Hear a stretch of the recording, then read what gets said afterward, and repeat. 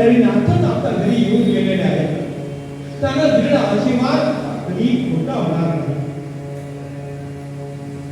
म्हणून मी तुम्हाला सुवर्णाची वेदना करायला सांगितलेली होती. त्या दिवसापासून आम्ही किती दोघेही आनंदामध्ये होतो. मी पंढरीनाथाला सारखी विनंती केली होतो की देवा पंढरीनाथा मला एकच मुलगा दे.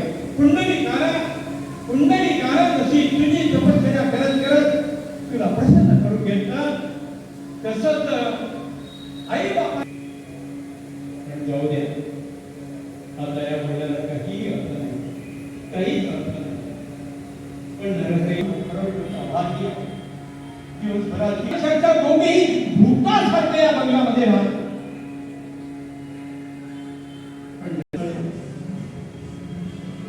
एवढं बोलले आणि धनुचा सावकार उठा झाला. महाराज म्हणाले थांबा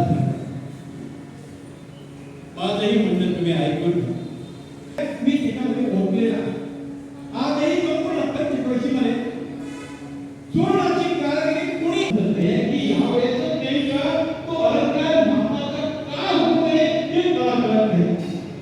तरी पण ठीक पंढरीनाथाला कधी चुक वाहून तर बांधा माझे डोळे आणि त्या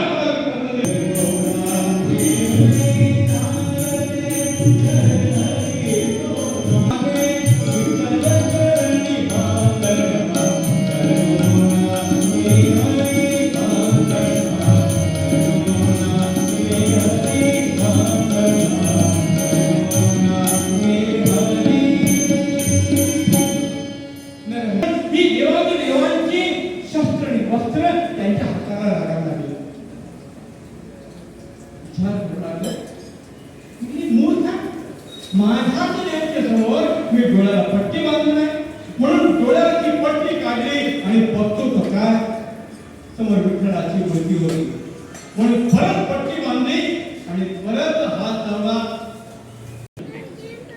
आणि मन मात्र विचार करू लागला की काय आहे नेमकं ते बघावं.